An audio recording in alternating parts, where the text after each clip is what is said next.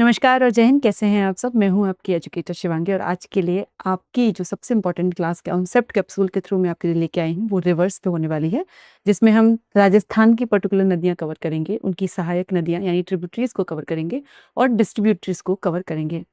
इस क्लास को आपको जब आप क्लास को देखेंगे तो आप जानेंगे क्लास आपके लिए एग्जाम पर्सपेक्टिव से काफ़ी इंपॉर्टेंट है। काफ़ी ज़्यादा हैवी डेटा और फैक्ट्स हैं इसमें, काफ़ी ज़्यादा इन्फॉर्मेशन है आपके लिए, बट वही इन्फॉर्मेशन आपके लिए ज़रूरी है एग्जाम को क्रैक करने के लिए। इसलिए हम सीधे रिवीजन पॉइंट ऑफ व्यू से इस क्लास को देखेंगे। इस क्लास में हम बहुत सारी जानकारी हासिल करने वाले हैं, इसलिए आप ओवरवेल्म फील मत करिएगा। क्लास को अंत तक देखिएगा और आप 3 से 4 मार्क्स अपने जुटा सकते हैं आरएएस प्रीलिम्स के एग्जाम में इस पर्टिकुलर क्लास के थ्रू, जिसमें हम सारी रिवर्स कवर करेंगे। ठीक है, इस क्लास को शुरू करने से पहले एक बहुत बेसिक इन्फॉर्मेशन है जो हमको पता होनी चाहिए। वो ये है कि जो राजस्थान है ना, उस पूरे इंडिया का लगभग 1.16 यानी 1.16% जो वाटर है वो उसके हिस्से में आता है।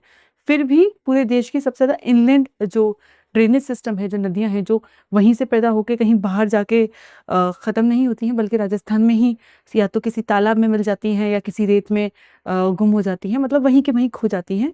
ऐसी इनलैंड नदियाँ सबसे ज़्यादा हमको राजस्थान में देखने को मिलती हैं। अपने आप में काफ़ी पैराडॉक्स वाली बात है ये, और इसी बात से हम आज की क्लास शुरू करेंगे। ये जो प्रॉपर मैप है आपको दिखाता है कि जो राजस्थान की नदियाँ हैं वो मेजरली हमने 3 भागों में विभाजित की हुई हैं। एक ये भाग है जो कि इनलैंड ड्रेनेज रीजन है, यानी जिसमें वो नदियाँ आती हैं, मोस्टली सारी नदियाँ इसमें हैं ज़रूरी नहीं है, मोस्टली वो नदियाँ आती हैं जिसमें जो कि राजस्थान में से ही शुरू होती हैं और राजस्थान में ही ख़त्म हो जाती हैं, ना अरेबियन सी में जाती हैं ना बे ऑफ बंगाल की तरफ जाती हैं। वहीं पे हमको ये वाली ब्रांच देखने को मिलती है जो किसकी है, हमारी, ये जैसे ये आपको बनास की देखने को मिल रही है और ये वाली किसकी है, हमारी लूनी नदी की ब्रांच है। देखो, ये हमारी लूनी नदी की ब्रांच है। ठीक है, और ये हमारी किसको देखने को मिल रही है, ये है हमारी बनास की ब्रांच। तो ये बनास का मोस्टली हमको ड्रेनेज हिस्सा देखने को मिलता है और ये है हमारा लूनी का हिस्सा। ठीक है, लूनी नदी और बनास नदी का आपको हिस्सा देखने को मिल रहा होगा। यहाँ पे सांभर झील आपको देखने को मिल रही है। हम सब आराम से डिस्कस करेंगे, मैप के थ्रू डिस्कस करेंगे ताकि आपको थोड़ी और आसानी हो। ये इसको थोड़ा और डिवाइड करने की कोशिश करेंगे। जैसे आपको यहाँ माही देखने को मिल रही होगी, ये जो पर्टिकुलर एरिया है, ये जो एरिया है हमारा, ये घग्गर का एरिया है, ये शेखावटी का एरिया है, ये देखो ये साबी नदी का जो हमारा ड्रेनेज है, ये रूपरेल का ड्रेनेज सिस्टम है, ये बाणगंगा का है, ये गंभीर रिवर का है, ये है हमारा पार्वती का, ये चंबल का है, इतना हिस्सा। ठीक है, बनास का है जैसा हम बात कर चुके हैं, ये लूनी है। ठीक है, ऑलमोस्ट सबसे बड़ा हिस्सा लूनी का ही आता है यहाँ पे। ठीक है, ये माही का है, तो ये है हमारा साबरमती रिवर, वेस्ट बनास, सुकली, और यहाँ पे जालोर की अदर नदियाँ हमको देखने को मिलती है। यहाँ पे भी हमारी कुछ कुछ नदियाँ हैं जो हम आगे इन डेप्थ डिस्कस करेंगे। सबसे पहले हम बात करेंगे कि जो राजस्थान का रिवर सिस्टम है वो किस तरीके से विभाजित है, कौन सी नदियां हैं जो किस तरफ जाती हैं। तो हमको मोटे मोटे ये देखने को मिलता है कि जो बंगाल की खाड़ी की तरफ नदियां जाती हैं वो लगभग 23% है, लेकिन जो अरब सागर की तरफ जाती हैं वो कितनी हो गई है, 70%। और सबसे ज़्यादा जो हिस्सा है राजस्थान की नदियों का, जो राजस्थान में ही निकलती हैं, राजस्थान में ही सम्मिलित हो जाती हैं, वो है हमारे लगभग 60%। ठीक है, एक बार इन पर नजर डाल लेते हैं, बाकी हम आगे डिस्कस करेंगे। चंबल और इसकी जो सहायक नदियां हैं वो कौन सी है, बंगाल की खाड़ी की तरफ जाती हैं। वहीं बनास है, बेड़च है, कोठारी है, खारी, गंभीर और बाणगंगा है। वहीं पे अरब सागर की तरफ जो नदियां जाती हैं वो कच्छ के रण से अथवा खंबात की गाड़ी में गिरने वाली नदियां हैं, जैसे लूनी है और पश्चिमी बनास है। खंबात की गाड़ी में गिरने वाली नदियां और कौन सी है, माही है, सोम है, साबरमती है और जाखम है। वहीं हमको आंतरिक जल निकासी यानी कि जो इनलैंड वाटर ड्रेनेज वाली नदियां देखने को मिलती हैं वो घग्गर है, साबी है, कांटली है, काकने है, द्रव्यवती है, मेथा, रूपरेल, रूपनगढ़ और कुकंडूर नदी है। ठीक है, इसके अलावा कुछ इंपॉर्टेंट फैक्ट ये है कि हमको लगभग 14 क्या देखने को मिलते हैं, रिवर बेसिन देखने को मिलते हैं। मोटे मोटे 14 रिवर बेसिन देखने को मिलते हैं। जैसे हमने पिछली साइड में देखा था ना, जो कलरफुल आपको एरिया देखने को मिल रहा था। रिवर बेसिन आप जानते हैं क्या होता है? जान मान लीजिए एक नदी है जिस तरीके से चल रही है, तो जहां जहां उसका हमारा पानी जा रहा है, जिस जिस हिस्से को वो प्रभावित कर रही है, उसको हम रिवर बेसिन की तरह देखते हैं। राजस्थान में कुल कितने 302 वाटर ब्लॉक्स हैं, जिसमें से 216 डार्क जोन में आते हैं। और राजस्थान के सरफेस वाटर का केवल 1% 16 जो पानी है वो राजस्थान यूज कर पाता है। इसको हम मोटा मोटा देखें तो अगर हर 100 लीटर पानी में से लगभग 1.25 लीटर पानी जो होता है हमारा कौन यूज कर पाता है, राजस्थान कर पाता है, इतना कम कर पाता है। फिर भी इनलैंड जो रिवर्स हैं 60% जो है वो इंडिया में सबसे ज्यादा है, सबसे ज्यादा हमको देखने को मिलती है। इसलिए रिवर सिस्टम पे बहुत ज्यादा क्वेश्चन बनता है, क्योंकि राजस्थान जो होता है यहाँ पे हमको आउटस्टैंडिंग चीजें दिखाता है पैराडॉक्स के तौर पे। सबसे पहले हम ड्रेनेज सिस्टम के किसकी बात करेंगे, कैरेक्टरिस्टिक की बात करेंगे जो हमको राजस्थान में देखने को मिलता है। ठीक है, ये मुख्यतः किस पर प्रभावित होता है, मानसून पर निर्भर होता है, क्योंकि राजस्थान की जितनी भी नदियां हैं वो मानसून पर निर्भर होती हैं। मानसून किसके थ्रू डिफ्लेक्ट होता है, कौन डिसाइड करता है कौन सी नदी किधर जाएगी, अरावली के थ्रू। किसके थ्रू, अरावली रेंज के थ्रू। ठीक है, तो अरावली रेंज इसका काफी बड़ा मुख्य कारण है। भारत में इनलैंड और या फिर इसको हम एंडोरिक रिवर्स कहते हैं, सर्वाधिक संख्या राजस्थान में ही मिलती है। राजस्थान में वर्षा कम तथा आसमान से रूप वितरित यानी लेस एंड अनइवनली डिस्ट्रीब्यूटेड है, यानी कि एक तो ऊपर से भी कम आती है और जो डिस्ट्रीब्यूशन है नीचे वो भी काफी अनइवन है, फिक्स नहीं है कि एक जगह इतनी ही बारिश पड़ेगी। अरावली पर्वतमाला जैसा कि मैंने आपको बताया काफी प्रभावित करती है हमारे वाटर डिवाइड को। यह ड्रेनेज सिस्टम को दो भागों में बांटती है, एक अरब सागर की तरफ जाता है और एक हमारे किधर जाता है, बंगाल की खाड़ी की तरफ, बे ऑफ बंगाल की तरफ। अब हमारा सबसे इंपॉर्टेंट रिवर सिस्टम जो आता है वो आता है घग्गर नदी। जैसा कि मैंने आपको दिखाया था, लगभग यहाँ पे हमको क्या देखने को मिलता है, घग्गर बेसिन देखने को मिलता है। ठीक है, लगभग राजस्थान के इस हिस्से में घग्गर बेसिन को देखते हैं। घग्गर बेसिन की सिर्फ ये खासियत नहीं है कि ये हमको एकदम ऑलमोस्ट टॉप मोस्ट पे देखने को मिल रहा है, लेकिन इसकी सबसे बड़ी खासियत क्या है, यहाँ पे हमको क्या देखने को मिलता है, काली बंगा आईवीसी की साइड देखने को मिलती है। ठीक, ये हमको यहाँ पे देखने को मिलती है। कालीबंगा के बारे में क्या है वो हम आगे कभी फिर कभी आराम से अच्छे से डिस्कस करेंगे। अभी आप ये देख लीजिए कि आईवीसी की साइड है कालीबंगा, जिससे बहुत क्वेश्चन बनते हैं, वो हमको घग्गर नदी के किनारे पे देखने को मिलती है। अब इसके बारे में थोड़ी सी और इन्फॉर्मेशन देख लेते हैं। देश की सबसे लंबी इनलैंड रिवर है ये। जैसा कि मैंने आपको लास्ट टाइम मैप में बताया था कि राजस्थान के ऊपर वाले हिस्से में हमको इनलैंड रिवर्स देखने को मिलती है, तो ये किसकी, देश की सबसे लंबी इनलैंड रिवर है, राजस्थान की नहीं, देश की सबसे बड़ी इनलैंड रिवर है। इसमें हमको कंफ्यूज नहीं होना है। उद्गम कहाँ पे हमको इसका देखने को मिलता है, कालका हिल्स में देखने को मिलता है, शिवालिक रेंज जो कि शिमला में है। लगभग यहाँ पे जो हमको हिमाचल प्रदेश में शिमला का इलाका है, वहाँ की जो कौन सी पहाड़ियां हैं, हमारी कालका पहाड़ियां हैं, वहां से इसका उद्गम हमको देखने को मिलता है कि वहां से निकलती है। अन्य नाम कौन कौन से हैं घग्गर के जो हमको देखने को मिलते हैं, इसको प्राचीन सरस्वती भी कहा जाता है। इसके अलावा इसको कहा जाता है दृष्टवदी। इसको हम डेड रिवर क्यों कहते हैं, क्योंकि ऑलमोस्ट क्या हो चुकी है, ये ड्राई हो चुकी है, सूख चुकी है, तो इसलिए हम इसको डेड रिवर भी कहते हैं। पर पूरी तरीके से नहीं सूखी है, बट ऑलमोस्ट काफी हिस्सा हमको घग्गर का सूखा हुआ देखने को मिलता है। तो इस पर काफी फ्रीक्वेंटली क्वेश्चन बनते हैं और आपसे पूछ सकते हैं। इसको सौरो ऑफ राजस्थान भी कहते हैं। अब यहाँ पे आप मुझे बताइए कि इसको सौरो ऑफ राजस्थान क्यों कहते हैं। ठीक है, और सौरो ऑफ बिहार क्या है, आप दोनों मुझे बताइए कमेंट सेक्शन में। तो यहाँ से हमको देखने को मिलेगा, पहले हिमाचल प्रदेश से चलती है, फिर पंजाब होकर हरियाणा आती है, हरियाणा से राजस्थान में एंटर करती है, फिर पाकिस्तान से होकर कहाँ निकल जाती है, पाकिस्तान से होकर बह के निकल जाती है। ठीक है, राजस्थान में इसका प्रभाव अगर हम देखें कि कौन कौन से डिस्ट्रिक्ट को कवर करती है, तो देखो श्रीगंगानगर करती है। एंट्री कहाँ से होती है, तलवाड़ा गांव से होती है, टिब्बी हनुमानगढ़ में, हनुमानगढ़ अनूपगढ़ और पाकिस्तान से प्रवेश करती है। इनके किनारे प्राचीन सभ्यताओं के स्थल भी हमको देखने को मिलते हैं, जैसा कि मैंने आपको पिछले साल बताया, जिसमें से एक तो कालीबंगा है, फिर हमको पीलीबंगन और रंग महल जो कि हनुमानगढ़ में है, ये भी देखने को मिलते हैं। तो ये हो गई आपकी मोस्ट इंपॉर्टेंट इंफॉर्मेशन, ये तो आपको भूलना नहीं है। देखिए आज की क्लास काफी ज्यादा इंफॉर्मेटिव होने वाली है, जिसमें तथ्य जो होंगे बहुत ज्यादा होंगे, आपको घबराना नहीं है। क्लास आप 2 या 3 बार देखोगे, आप आराम से समझ में आ जाएगा। आप साथ साथ नोट्स भी बना सकते हो, आपको इससे चीजें बेहतर समझ में आएंगी, क्योंकि क्वेश्चन इस क्लास के बाहर से नहीं आएगा। ठीक है, ड्रेनेज एरिया की बात करें तो नाली पाट जो हनुमानगढ़ में है और हाकरा जो पाकिस्तान में है, ये इसका ड्रेनेज एरिया में आता है, इसका ड्रेनेज एरिया है। भटनेर किला जो है हमारा इसी नदी पर स्थित है, तो ये भी आपसे पूछ सकते हैं कि भटनेर किला जो है वो किस नदी पर स्थित है, वो घग्गर नदी पर स्थित है। ठीक है, नेक्स्ट हम आएंगे किस पे, कांतली रिवर पे। कांतली रिवर हमको कहाँ देखने को मिलती है, अगर हम कांतली रिवर की लोकेशन देखें तो लगभग हमको यहाँ से यहाँ तक कांतली रिवर देखने को मिलती है। ठीक है, इसके बारे में कुछ इन्फॉर्मेशन जानना जरूरी है। ये राजस्थान के हमको लगभग ऊपरी जो हमारा इधर हिस्सा है, हमारा पूर्वी हिस्सा है, हमको यहाँ पे देखने को मिलती है। उद्गम कहाँ देखने को मिलता है, खंडेला पहाड़ियों में हमको इसका उद्गम देखने को मिलता है, जो कि सीकर में है। सीकर, झुंझुनू, नीम का थाना से होकर ये बहती है। ठीक है, यहाँ पे हमको इसके आसपास के डिस्ट्रिक्ट देखने को मिलती हैं, वहां से होकर बहती है। झुंझुनू के 2 भागों को, ये झुंझुनू को क्लियरली 2 हाफ में डिवाइड करती है, आप देख सकते हो 2 हाफ में डिवाइड करती है। सहायक नदियां कौन कौन सी है, एक साप है और एक मावत है। राजस्थान में बहने वाली सबसे लंबी इंटरनल ड्रेनेज रिवर है ये। देश की कौन सी थी, घग्गर, ये है राजस्थान की। ठीक है, दोनों में कंफ्यूज नहीं होना है, दोनों इंपॉर्टेंट है। कंफ्यूजिंग हो जाता है बच्चों के लिए, बट हमको यहाँ पे इस चीज का पर्टिकुलरली ध्यान रखना है।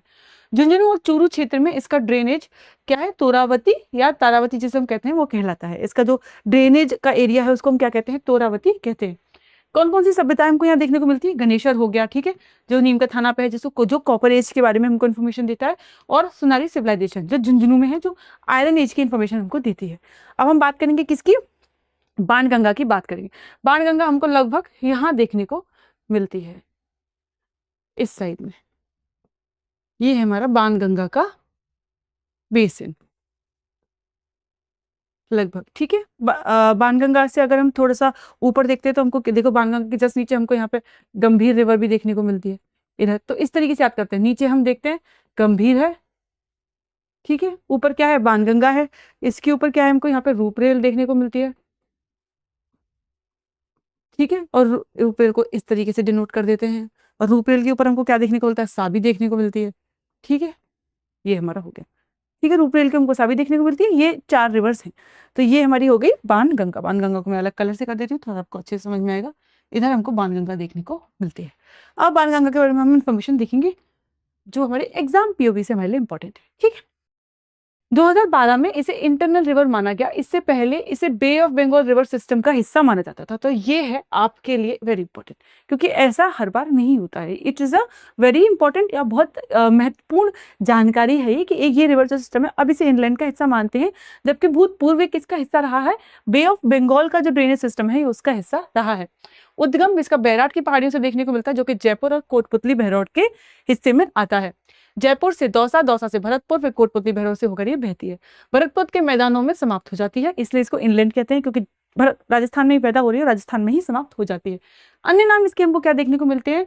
अर्जुन की गंगा और ताला रिवर। अब देखते हैं रुंडित सरिता के अनुसार इसमें क्या देखने को मिलता है? मुख्य नदी से मिलने से पहले समाप्त होने के कारण हमको यहाँ पे देखने को मिलते हैं इस पर्टिकुलर इंफॉर्मेशन से। प्राचीन सभ्यता, बैराट सभ्यता हमको यहाँ पे देखने को मिलती है, जो कि जयपुर में है। अब हम बात करेंगे सहायक नदियों की। सहायक नदियां कौन कौन सी है इसमें? गुमती नाला, पलोसन, सूरी, और प्रमुख बांध यानी कि डैम्स कौन कौन से देखने को मिलते हैं हमको किस पे? बाणगंगा पे, लालपुरा, अजन और जामवा, ठीक है। यहाँ पे आपको बताया किसके द्वारा निर्मित है, ये आप इन्फॉर्मेशन चाहे तो एक्स्ट्रा याद कर सकते हैं, बट आपको डैम्स के नाम तो जरूर ही याद होने चाहिए। इसे इसादा डैम जो कि बानस रिवर पर स्थित है से जोड़ा जाएगा। इस पे ऊपर काम चल रहा है, प्लानिंग चल रही है। अब हम बात करेंगे किसकी? साबी नदी के बारे में।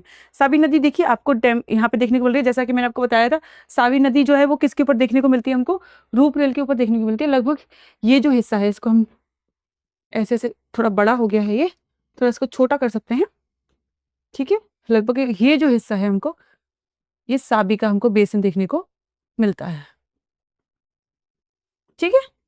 थोड़ा इधर उधर ही हमको देखने को मिलता है।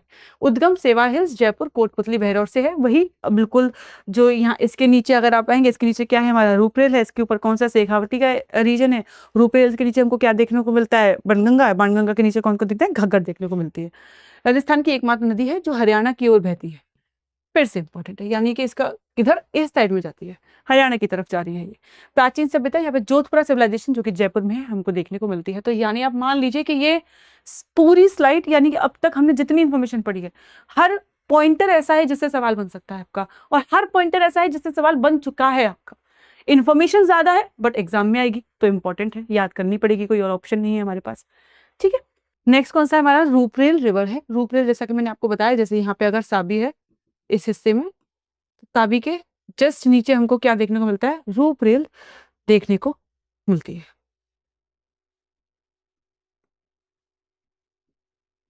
रिवर,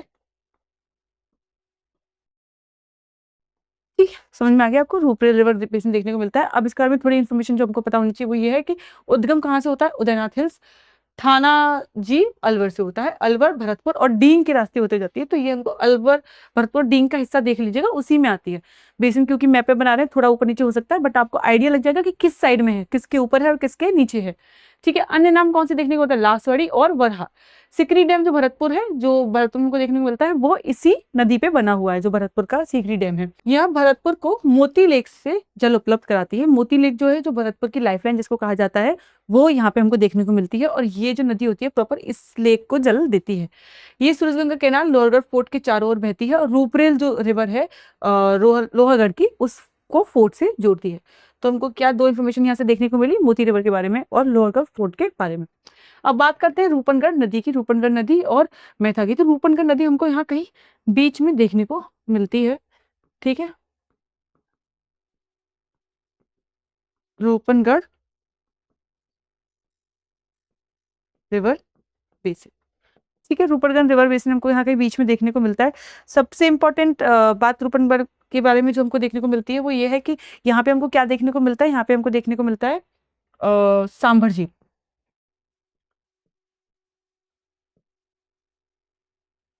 ठीक है, सांभर झील के बारे में हमको यहाँ पे इन्फॉर्मेशन देखने को मिलती है। अब थोड़ी सी इन्फॉर्मेशन हमको यहाँ पे देखनी है जो इम्पोर्टेंट है हमारे लिए इस पॉइंट ऑफ व्यू से, इसलिए हम इसको देखेंगे। उद्गम कहाँ से है? सलेमाबाद, अजमेर से है, अजमेर जयपुर। और जो सांभर लेक है जो मैंने आपको जैसे मैप में बताया था उसके बिल्कुल नियरेस्ट है, और सांभर लेक में ये रिवर जाके गिरती है। तो बिल्कुल ऑलमोस्ट इधर है, थोड़ी इधर हो सकती है, आप मैप के हिसाब से अंदाजा लगा सकते हैं। जैसे कि हमको देखा है बिल्कुल राजस्थान के बीचों बीच है, अजमेर में देखने को मिलती है। ठीक है, निम्बार्क पीठ जो सलेमाबाद में है, अजमेर, इसके किनारे पर स्थित है। नेक्स्ट है मैथा रिवर। मैथा रिवर हमको कहाँ देखने को मिलती है? ये मनोहरपुरा जयपुर में हमको देखने को मिलती है। तो लगभग इसके आसपास का जो इलाका है हमको यहीं कहीं मैथा देखने को मिलती है, थोड़े जयपुर की साइड में, और सांभर लेक में गिरती है। दोनों ही रिवर हमारी सांभर लेक में गिरती है। सांभर लेक इंपॉर्टेंट है, सांभर लेक में गिरने वाली नदी भी इंपॉर्टेंट हो गई। ठीक है, अब हम बात करेंगे काकनी नदी की। अब काकनी रिवर नदी आ चुकी है, तो काकनी नदी का जो मैप है वो यहाँ पे हमको देखने को मिलती है।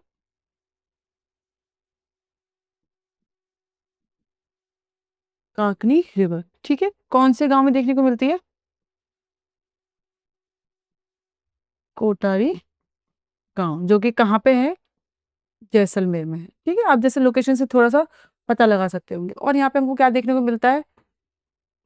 भुज झील देखने को मिलती है। ये है आपके लिए दो इंपॉर्टेंट चीजें, बाकी हम फैक्ट में पढ़ेंगे तो आपको पता चल ही जाएगा।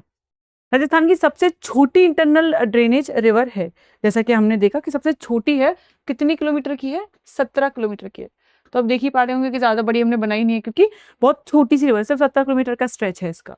अन्य नाम क्या देखने को मिलता है? काकने और मसूरदी देखने को मिलते हैं यहाँ पे।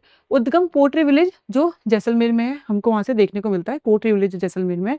मीठा खाड़ी से ये समाप्त होती है। यहाँ पे और क्या देखने को मिलता है हमको? यहाँ पे मीठा जो खाड़ी का इलाका है वहां पे समाप्त हो जाती है, क्योंकि इंटरनल है तो राजस्थान में ही पैदा होगी, राजस्थान से ही समाप्त हो जाएगी। केवल जैसलमेर में ही बहती है, इसलिए इंपॉर्टेंट है। तो आपसे पूछ सकते हैं कैसी कौन सी नदी है जो सिर्फ जैसलमेर में ही बहती है? 70 किलोमीटर का स्ट्रेच, इसलिए ज्यादा लंबी नदी है नहीं, तो जैसलमेर में ही बहती है। राजस्थान की सबसे अधिक डाइवर्टेड रिवर है, यानी कि बहुत ज्यादा डाइवर्जन हमको इसमें देखने को मिलता है। डाइवर्जन समझते हैं? जैसे अभी इधर जा रही है, फिर इधर मुड़ गई, फिर इधर मुड़ गई, तो बहुत ज्यादा डाइवर्टेड रिवर हमको देखने को मिलती है। भुज लेक जो जैसे मैंने कहा बताया था, यहाँ पे जैसलमेर में स्थित है, मीठे पानी की झील है। ठीक है, जैसलमेर में हमको मीठे पानी की झील देखने को मिलती है। अब ये है अन्य महत्वपूर्ण अंत स्थलीय नदियां। ये है आपका होमवर्क। मैं चाहती हूँ कि आप एक मैप लें राजस्थान का, और ये चारों रिवर मुझे उस पर मार्क करके दिखा, ये कहाँ। ये बाकी अन्य इंग्लैंड रिवर्स है, ज्यादा इंपॉर्टेंट नहीं है, बट इनके बारे में हम थोड़ी इन्फॉर्मेशन देख लेते हैं। पहली है हमारी कुकुंडू रिवर। कौन सी है हमारी? कुकुंडू रिवर। तो ये कौन सी है? भरतपुर में देखने को मिलती है, कहाँ पे? बरहेता सेंचुरी के आसपास। फिर है द्रव्यवती जो कि जयपुर में है। ठीक है, फिर है हमारी खांडेल जो हमें सीकर में देखने को मिलती है, सीकर से इसका उद्गम होता है। फिर है खारी, यहाँ कहाँ से उद्गम होता है? डीडवाना कुचमन से। और फिर है हमारा तूरातमाती, इसका भी दिडवाना कुचमन से हमको देखने को मिलता है, और ये। ठीक है, तो ये हमारी अन्य इंपॉर्टेंट है, ज्यादा इंपॉर्टेंट नहीं है, पर फिर भी आप इनको देख सकते हैं रिवीजन के पीओवी से। अब हम बात करते हैं किसकी? लूनी नदी की। लूनी नदी का रिवर बेसिन जो हमने फर्स्ट स्लाइड देखा था इस साइड में था, जो कि ये रहा। इस साइड में हमको लूनी नदी का रिवर बेसिन देखने को मिलता है। ठीक है, ये है हमारा मोस्टली पूरी नदी, और यहाँ पे उसकी क्या है? एसोसिएटेड और सहायक नदियां हैं। थोड़ी इन्फॉर्मेशन देख लेते हैं इसके बारे में।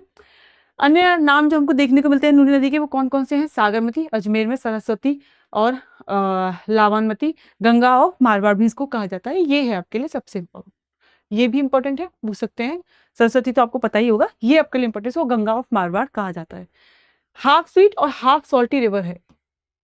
ठीक है, ये इसलिए इंपॉर्टेंट है, कहाँ पे देखने को मिलता है हमको? अंत सलीला जो है कालिदास द्वारा जो है उसमें देखने को मिलती है ये बात। प्रमुख तथ्य जो इंपॉर्टेंट है इस नदी से रिलेटेड वो क्या है? पश्चिमी राजस्थान में सबसे लंबी नदी है, लॉन्गेस्ट रिवर ऑफ वेस्टर्न, जो वेस्टर्न पार्ट है हमारे राजस्थान का लंबी है, इसलिए इसको गंगा ऑफ राजस्थान कहा जाता है, क्योंकि ये एक तरीके से जीवन देती है वेस्टर्न पार्ट ऑफ राजस्थान को। रिवर ऑफ वेस्टर्न राजस्थान उद्गम कहाँ है इसका? नागपहाड़ अजमेर में है। 494 किलोमीटर बहने के बाद रन ऑफ कच्छ गुजरात में ये लुप्त हो जाती है। राजस्थान के ड्रेनेज सिस्टम का योगदान इसका कितना है? 10.40%। तो आप सोच रहे हैं राजस्थान में इतनी नदियां हम ऑलरेडी कितनी डिस्कस कर चुके हैं, अभी कितनी करनी है, उसका भी लगभग 11% हिस्सा लूनी नदी के हिस्से आता है। तो एल में ये आता है ना 1, इससे आप 11 लगभग याद रख सकते हो, बराबर 10% और 10.40%। ठीक है, कुल लंबाई 494 किलोमीटर, राजस्थान में 350 किलोमीटर बहती है। ये आपके लिए दोनों इंपॉर्टेंट है कि कुल कितनी है राजस्थान में पर्टिकुलर हमको कितनी देखने को मिलती है, और पूर्णतः ये किससे निर्भर होती है, वर्षा पे यानी मानसून पे निर्भर होती है। कैचमेंट एरिया इसका किस किस डिस्ट्रिक्ट को इसमें पानी पहुंचता है, कौन कौन सी डिस्ट्रिक्ट है जो इसके नदी से प्रभावित होती है, वो है अजमेर, ब्यावर, पाली, नागौर, बाड़मेर, बालोतरा, जालोर और जोधपुर। ठीक है, ये है इसकी विशेषता। जैसा कि मैंने आपको बताया, आधी खारी और आधी मीठे पानी की है। ये इसकी ट्रिब्यूटरीज हैं, जोजारी, लीलाड़ी, सुकारी, जवाई, बांदी, खारी, सागी, मिथारी, गुड़िया। सब के आगे आई आई आई लगा हुआ है, बस एक गुड़िया को छोड़ के आप याद कर सकते हो इससे।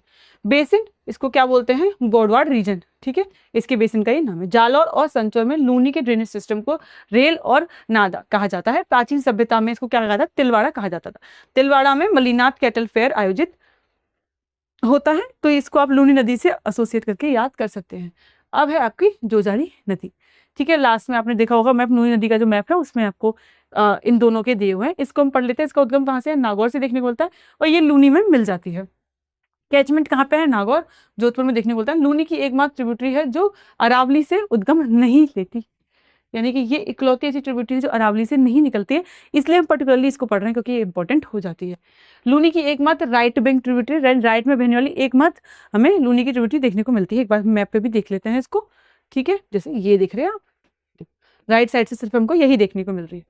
ठीक है, हाल ही में पॉल्यूशन लेवल बढ़ने के कारण समाचार में रही है, इसलिए हम इसको और भी पढ़ते हैं, और भी हो सकता है इंपॉर्टेंट हो। फिर गुहिया की बात करते हैं, जैसे मतलब इकलौती नदी है जिसके आगे ए आ रहा है, बाकी सबके आगे आई आता है, तो इसको भी देख लेते हैं। अजमेर डिस्ट्रिक्ट से संबंधित है। फिर बानी उद्गम यहाँ से हेमवास फुलार पाली से है, लूनी में मिलती है। ठीक है, फिर हेमवास डैम जो है बंदी रिवर पे एसोसिएटेड। फिर है लीली, ये कहाँ है, उसका उद्गम कहाँ है, इसका है ज्वाजा अजमेर में। फिर मिठड़ी की बात करते हैं, उद्गम कहाँ है, अरावली पाली में है, लूनी में मिलती है। सुकड़ी की बात करें, ये कहाँ पे, नाला पाली में, लूनी में मिलती है। फिर जवाई नदी जो है उद्गम कहाँ है, गोरिया विलेज पाली में है, और ये पाली, जालौर और बाड़मेर से होते हुए जाती है, ये भी लूनी में मिलती है। ठीक है, जवाई डैम इसी पर स्थित है, इसलिए ये इंपॉर्टेंट है। जवाई dam Amrit Sarovar of western Rajasthan इसको कहा जाता है।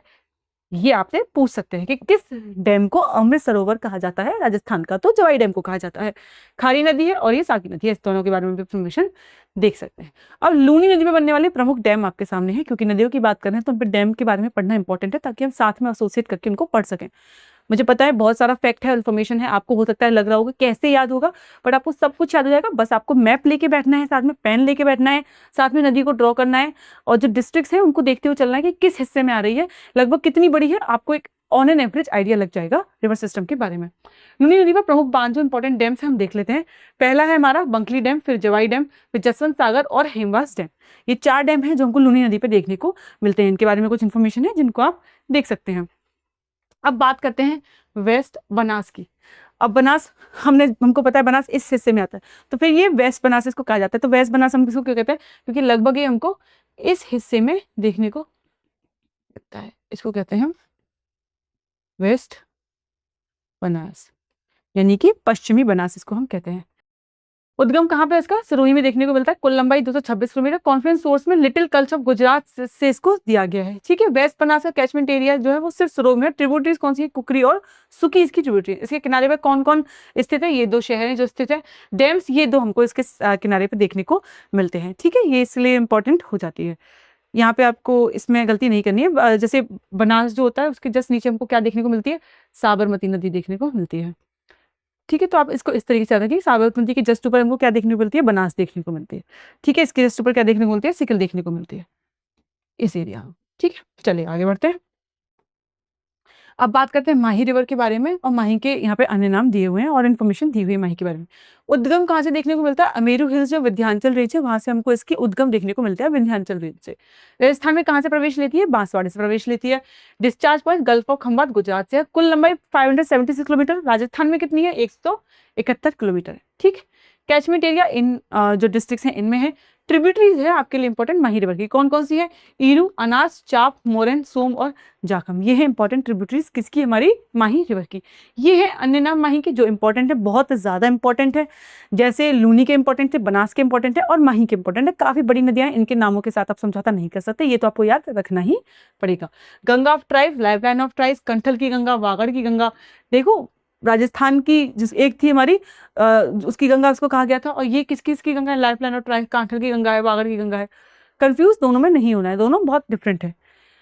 त्रिवेणी संगम जब हम पढ़ते हैं तो इसमें क्या क्या देखते हैं, माही सोम जाखम का संगम देखने को मिलता है। इसे हम कह रहे हैं बेनेश्वर धाम देखने को मिलता है। यहाँ मेला आयोजित हो जाता है जिसे कुंभ ऑफ ट्राइब्स कहा जाता है। सबसे अधिक आने वाली ट्राइब यहाँ पे होती है वो भील है। देख रहे हो, एक प्रॉपर कुंभ मेला आयोजित होता है जो सिर्फ ट्राइब्स का, वो हमको किसकी किनारे पे देखने को मिलता है, त्रिवेणी संगम में देखने को मिलता है, माही नदी से रिलेटेड। ये हमारी नदियां हैं, उनके उद्गम है और ये उनके जॉइनिंग पॉइंट है किसके, माही नदी की ट्रिब्यूटरीज। सोम है, जाखम, ईरू, अनास, चाप और मोरेन है। ठीक है, इसको आप ध्यान से देख सकते हैं।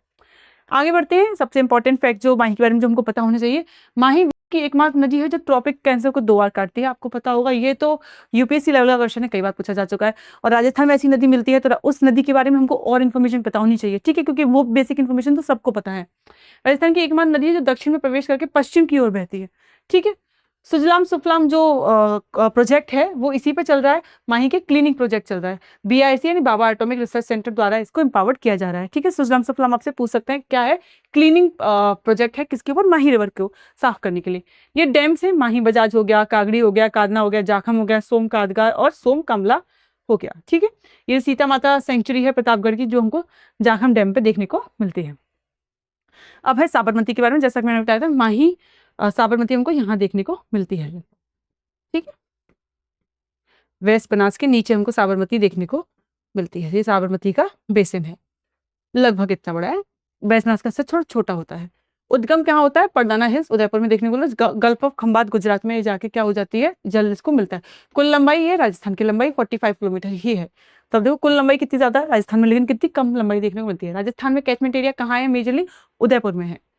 प्रमुख ट्रिब्यूटरीज कौन सी है, ये इसकी प्रमुख ट्रिब्यूटरीज हैं। सेई और मानसी वाकर साबरमती के प्रमुख वाटर टनल्स हैं। सेई टनल उदयपुर के जवाई डैम पे है और मानसी वाकर डैम उदयपुर में देखने को मिलता है। ठीक है, नेक्स्ट कौन सी है हमारी, चंबल नदी। चंबल नदी के बारे में कुछ बेसिक इन्फॉर्मेशन जो हमको पता होनी चाहिए, ये इसके कुछ नाम है, चामवती रिवर, कामधेनु और वाराणसी। उद्गम कहाँ से होता है इसका, माहो तहसील से होता है, विंध्याचल माउंटेन से। उत्तर प्रदेश में यमुना में मिलती है, इटावा में जाके। राजस्थान में प्रवेश कहाँ से करती है, चित्तौड़गढ़ से प्रवेश करती है। और ये दो जो डिस्ट्रिक्ट है राजस्थान की, कोटा और बूंदी, इनको 2 हिस्सों में बांटती है, इनके बीच में क्या बनाती है, बाउंड्री क्रिएट करती है। ठीक है, ये जो हिस्सा है, अगर हम पिछले मैप में जाके देखें, ये जो हिस्सा है ये चंबल बेसिन का हिस्सा है। ठीक है, यहाँ को हमको चंबल बेसिन का हिस्सा देखने को मिलता है। आगे बढ़ते हैं। राजस्थान मध्य प्रदेश बॉर्डर के साथ बहती है और आगे सवाई माधोपुर कोटा का बॉर्डर बनाती है। ठीक है, टोटल लेंथ हमको इसकी इतनी देखने को मिलती है। कैचमेंट एरिया इन डिस्ट्रिक्ट्स में इसका लाया करता है। चलिए आगे बढ़ते हैं। ये है चंबल से जुड़े कुछ अन्य तथ्य जो हमको पता होने चाहिए। पुराने आंकड़ों के अनुसार राजस्थान में दूरी इतनी है, टोटल लेंथ इतनी है। न्यू डाटा जो हमको देख, तो आपको बेसिकली यहाँ पे बहुत सारी इन्फॉर्मेशन है, आपको कंफर्म करना है, क्योंकि हमको कई सोर्सेज में ये इन्फॉर्मेशन देखने को मिलती है कि इतनी लेंथ है, और कुछ इन्फॉर्मेशन हमको डिफरेंट देखने को मिलती है। तो आपको दोनों ऑप्शन नहीं मिलेंगे आपके एग्जाम में, आपको इनमें से कोई एक ही ऑप्शन मिलेगा जो आपको टिक करना है। मैंने आपको दोनों ऑप्शन दे दिए कंफर्मेशन के लिए। राजस्थान में प्रवेश से पहले रिवर बेड लगभग 300 मीटर वाइड था। राजस्थान में आने के बाद वैली सक्रिय हो जाती है इसकी, चंबल रिवर की। चुलिया फॉल्स जो हमको देखने को मिलती है सिर्फ 5 किलोमीटर है। उसके बाद कोटा तक नैरो गॉर्ज से बहती है। सवाई माधोपुर और धौलपुर में अत्यधिक इरोजन के कारण रिवाइंस यहाँ पे बनते हैं। तो चंबल के रिवाइंस तो आपको पता ही होंगे।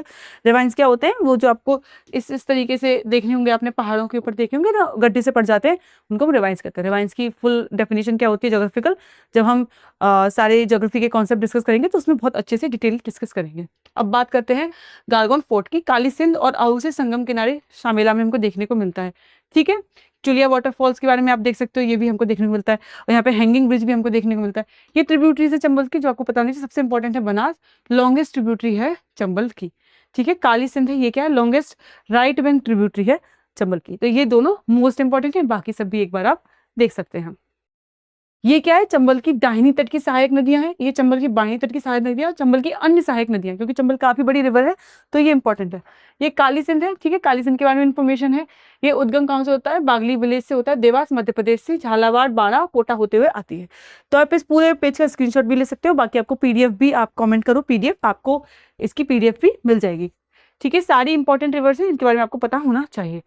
बात करते हैं बनास की, जो कि चंबल की ही ट्रिब्यूटरी है। ठीक है, अन्य नाम क्या है इसका? होप ऑफ फॉरेस्ट को कहा जाता है, और क्या कहा जाता है? वशिष्ठी रिवर इसको कहा जाता है। राजस्थान में बहने वाली सबसे लंबी नदी है। उद्गम कहाँ से होता है? बौराठ प्लेट्यू से होता है। चंबल में मिलती है, कहाँ मिलती है? सवाई माधोपुर में मिलती है, क्योंकि बनास रिवर भी इंपॉर्टेंट है और चंबल भी इंपॉर्टेंट है। और ये अगर चंबल में जाके मिलती है तो वो जगह हमारे लिए इंपॉर्टेंट हो जाती है जहाँ पे दोनों को क्या होता है हमारा, चंबल में जाके ये मिलती है। कहाँ मिलती है? रामेश्वर, सवाई माधोपुर में। ये ट्रिब्यूटरी है किसकी? हमारी बनास की। सबसे इंपॉर्टेंट क्या है? बैराज, जो कि राइट बैंक की सबसे बड़ी ट्रिब्यूटरी है। देख रहे हो आप, बनास भी ट्रिब्यूटरी है, बनास की भी ट्रिब्यूटरीज है। तो रिवर्स का जो होता है ना पूरा एक बहुत जाला टाइप का होता है, तो उनको समझना कॉन्सेप्ट वाइज बहुत इंपॉर्टेंट हो जाता है, खासकर मैप के थ्रू। तो जब भी आप रिवर पढ़ने बैठे, मैप के थ्रू उनको पढ़ने बैठे, ठीक है। कैचमेंट एरिया आप देख सकते हैं किस किस डिस्ट्रिक्ट में इस प्रभावित करती है। बनास एवं ट्रिब्यूटरीज पर डैम के प्रोजेक्ट कौन कौन से हैं? बिसलपुर है, ठीक है, ईस्टर्न राजस्थान कैनाल प्रोजेक्ट से कनेक्टेड है Bisalpur. First conservation reserve declare हुआ था 2008 में। कौन सपोर्ट करता है इसको? नाबार्ड सपोर्ट करता है। अन्य डैम्स हैं, मोरेल हो गया, मेजा हो गया, गलबा हो गया, ये इंपॉर्टेंट है। इसके अलावा भी कुछ डैम्स हैं जिनको आप देख सकते हैं। ये क्या है? बनास की बाई तट की नदियां हैं, और ये बनास की अन्य सहायक नदियां हैं, ठीक है। अब आप मुझे बताएं कि दाई तट की नदियां क्यों नहीं है बनास में? अगर आप बता पाएंगे, बहुत कॉमन सी बात है, बट मैं स्टिल पूछना चाहती हूँ, आपके माइंड में क्वेश्चन आया कि क्यों आया कि नहीं आया, ठीक है। कौन कौन सी है? कोठारी हो गई, खारी हो गई, दाई नदी हो गई, माशी हो गई, मोरेल हो गई, और कैलसिल हो गई। देखिए इसका उद्गम कहाँ से है कोठारी का? ये हमको राजसमंद में देखने को बोलते हैं। बनास में मिलती है कहाँ पे? भीलवाड़ा में। मेजर डैम है इस पे। किसका पानी किसके लिए यूज होता है? ड्रिंकिंग के लिए भी होता है, इरिगेशन के लिए भी यूज होता है। और बागौर की जो सिविलाइजेशन है वो हमको इस किनारे पे देखने को मिलती है। इसी तरीके से काफी इंपॉर्टेंट ट्रिब्यूटरीज हैं, सारी आपको पता होनी चाहिए। आप एक काम करिएगा, एक पेज लेके ना इस तरीके से उनको बनाना शुरू करिएगा। यहाँ मेन रिवर, उसकी ये ट्रिब्यूटरी, उसके बारे में इंफॉर्मेशन, इस तरीके से आप बताएंगे तो आपके लिए उसको रिवाइज करना आसान हो जाएगा, ठीक है। ये हैं आपके वाटरफॉल्स इन राजस्थान, और राजस्थान की नदियों से जुड़े हुए अन्य महत्वपूर्ण तथ्य हैं। ये वाटरफॉल हैं जो आपको पता होने चाहिए। चुलिया हो गया, बिमलात हो गया, मैनल हो गया, ठीक है। ये कौन सी नदी पे है? ये आपके लिए इंपॉर्टेंट है। जैसे ये चित्तौड़गढ़ में है, ये बूंदी है, ये भी चित्तौड़गढ़ में, और ये जोधपुर में है, ठीक है। मिनिमम रिवर्स इन राजस्थान डिस्ट्रिक्ट किस में? बीकानेर और चूरू में सबसे कम नदियां देखने को मिलती है। और ये डिवीजन कौन सा हो गया? बीकानेर हो गया, जिसमें हमको सबसे कम नदियां देखने को मिलती है। मैक्सिमम रिवर हमको कहाँ देखने को मिलती है? चित्तौड़गढ़ में। और डिवीजन में कौन सा है? कोटा डिवीजन के अंतर्गत आता है। लंबाई के आधार पर अगर देखें, टोटल लेंथ सबसे ज्यादा किसकी है? चंबल की है, फिर माही की है, फिर बनास की है, लूनी की है। लेकिन राजस्थान में सबसे लंबी कौन है? बनास है, लूनी है, चंबल और माही है। ये क्या है? घग्गर नॉर्दर्न राजस्थान की सबसे लंबी इंलैंड रिवर है, फिर लूनी है वेस्टर्न राजस्थान की सबसे लंबी है, माही सदर्न राजस्थान की सबसे लंबी है, चंबल किसकी है? ईस्टर्न राजस्थान की सबसे लंबी रिवर है, बनास राजस्थान की सबसे लंबी पूर्णतः राजस्थान में बहने वाली रिवर है, और कांटली राजस्थान की सबसे लंबी इंटरनल रिवर है, ठीक है। ये आपको ड्रेनेज बेसिन दिए हुए हैं, इनको भी आप देख सकते हैं। अब लास्ट में है आपके लिए इंपॉर्टेंट क्वेश्चन, जो मुझे आपको कमेंट सेक्शन में बताना है। आपको बताना है कच्छ के रण में कौन सी नदी है जो जाकर मिल जाती है, ठीक है। इसी तरीके से हम और भी क्लासेस आपके लिए लेके आएंगे कॉन्सेप्ट कैप्सूल के जरिए, जिसमें हम मैक्सिमम मार्क्स स्कोर करने की कोशिश करेंगे मिनिमम एफर्ट के साथ, ठीक है। रिवर्स हो चुकी हैं आपकी, आप इसकी पीडीएफ डिमांड कर सकते हैं, कॉमेंट सेक्शन में आप कमेंट कर सकते हैं पीडीएफ, और आपको पीडीएफ टीम प्रोवाइड करा देगी।